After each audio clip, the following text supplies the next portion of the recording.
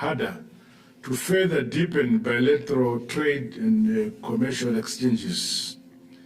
In this regard, the implementation of the areas reviewed at the 4th session of the Zimbabwe-Russia Intergovernmental Commission on Economic, Technical, Scientific and Trade Cooperation in May 23 must be speeded up.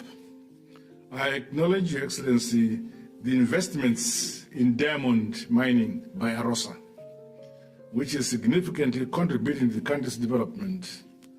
Your Excellency, on behalf of my government and people of Zimbabwe, we are grateful for the partnership between our two countries on the project of the helicopters. We look forward to the delivery of the second batch of the helicopters.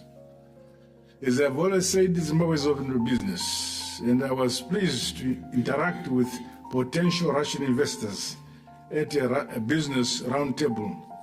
Be rest assured, Your Excellency, that my government is ready to welcome more Russian companies to take advantage of the numerous opportunities which exist in the agro-industrial sectors, lithium mining, energy, and infrastructure development, among other sectors. I'm aware that our two countries have signed a number of instruments of cooperation in the sectors that include mining, science and technology, tourism, agriculture, and defense and security. I urge our two sides to work towards the implementation of existing instruments, as well as the finalization of outstanding instruments. In view of the sanctions imposed on both our countries and the subsequent challenges in undertaking US dollar denominated transactions, Zimbabwe is agreeable to pursue alternative autonomous solutions and the use of alternative forms of payment for various transactions. I'm happy that the Russian Federation has already accomplished this as a result of the sanctions imposed on your republic.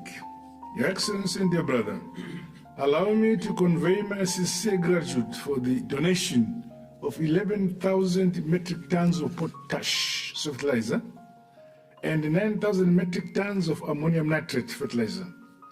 This gesture is true testimony of the friendship of the Russian Federation to the people of Zimbabwe.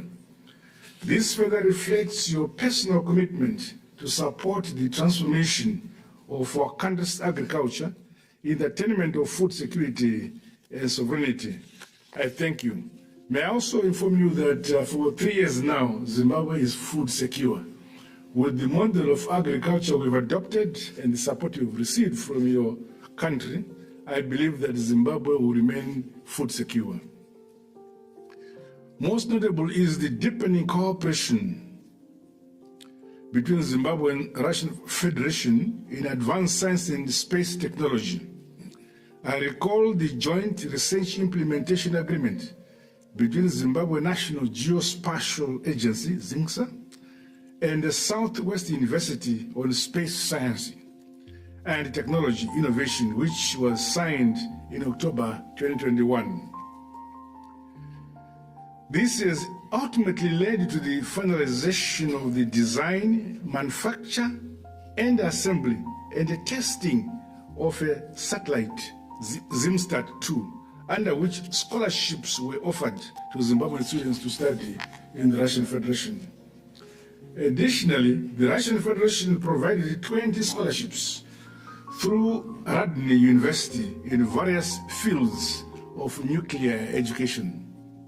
The 20 candidates under the scholarships are scheduled to commence their studies in September this year. Our Zimbabwean institutions are ready to promote more direct partnerships with educational and research institutions of the Russian Federation.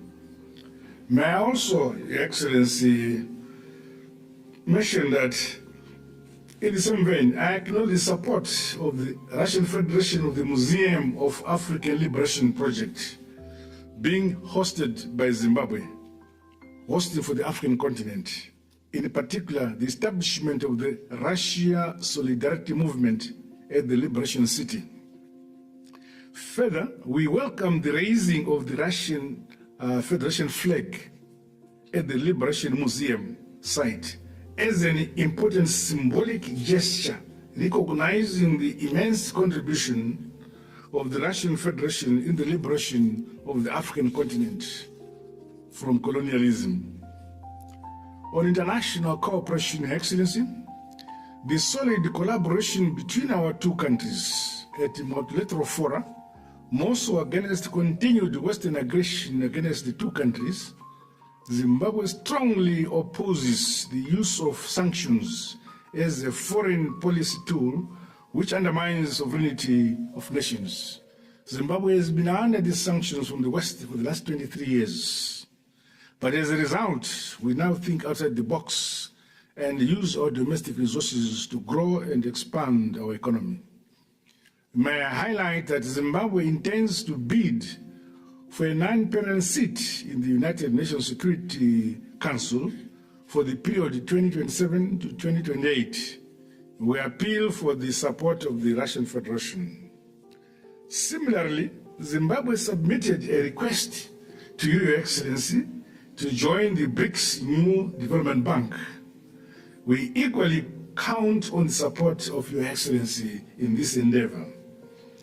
Your Excellency, allow me to personally state that Zimbabwe is in solidarity with the Russian Federation in your country's special military operation in the Ukraine.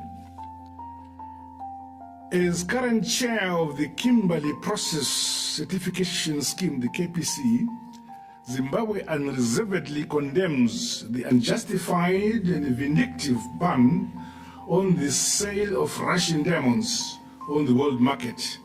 We reassure you, Your Excellency, the Russian Federation of Zimbabwe support within the KPC because Zimbabwe currently is the chairman. Your Excellency, in concluding my initial remarks, I want to once again express my appreciation for this opportunity to discuss issues of mutual interest to our countries.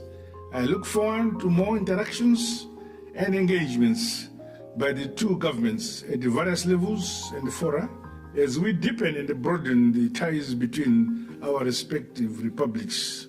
I thank you, Your Excellency.